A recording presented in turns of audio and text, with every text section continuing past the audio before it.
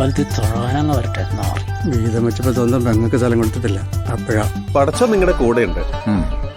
നിങ്ങൾ ചെയ്യണത് വലിയ പുണ്യപ്രവൃത്തിയാ. പടച്ചോ നിങ്ങളെ രക്ഷിക്കട്ടെ. പക്ഷേക്ക് നമ്മുടെ സ്ഥലം നമ്മൾ വിട്ടു തരൂലേ. എന്റെ ഉപദേശം കേട്ടപ്പോ ഞാൻ കരുതി ഇപ്പൊ കിട്ടും. പിന്നെ പടച്ചോ വേറെ സ്ഥലം വേറെ.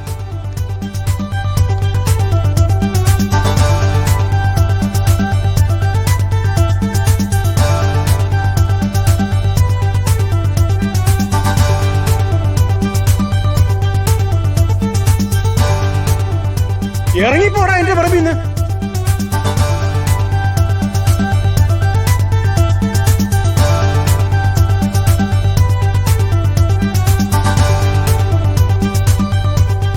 കണ്ടാലറിയാം നല്ല ദൈവഭക്തിയുള്ള ചേട്ടൻ. മീശാണ്ട നിലവിളക്കിലെ തിരിപോലുണ്ട്. നമസ്കാരം ചേട്ടാ. നമസ്കാരം.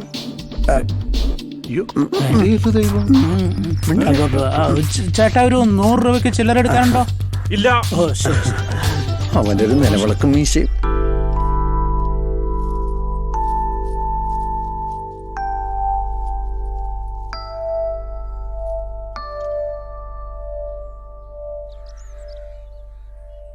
യാഗോ ശരിക്ക് കുടിച്ചോ? കുടിക്കണ കണ്ടാ അറിയാം സ്ഥലം കിട്ടിയില്ല. അതെ അതെ.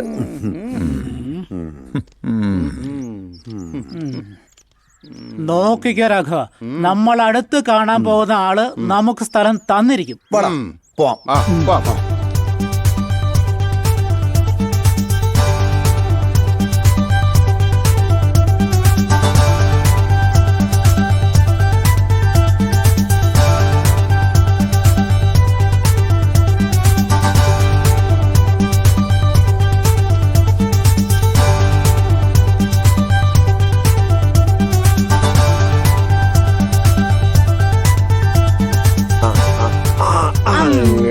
ഈ ചേട്ടന്റെ ഒരു കാര്യം ഇനി ഞാൻ തരാം. ചേട്ടൻ കഴിക്കും.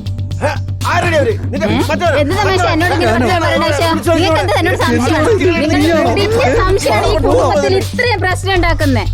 ആ പോയി പോയി ഇരിക്കി. ഒടുക്കത്തെ ബുദ്ധിയാ കൊച്ചു കള്ള. മാഷിനെ പോലെ തങ്കപ്പെട്ട ഒരു മനുഷ്യന് ഈ പഞ്ചായത്തിൽ വരയില്ല. അതെ അതെ അതെ. ഇത്രയും സംസ്കാരമുള്ളൊരു മനുഷ്യൻ. ഒരു വിക്രാളിപ്പൊക്കെ ഉണ്ട്.